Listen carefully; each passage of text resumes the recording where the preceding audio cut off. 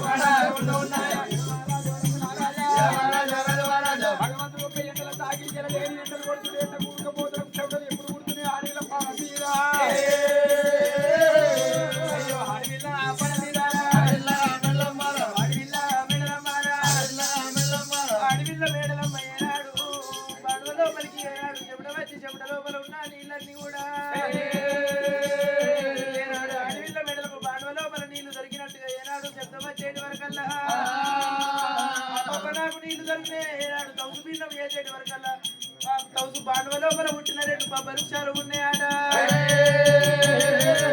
కొబ్బరి వృక్షాల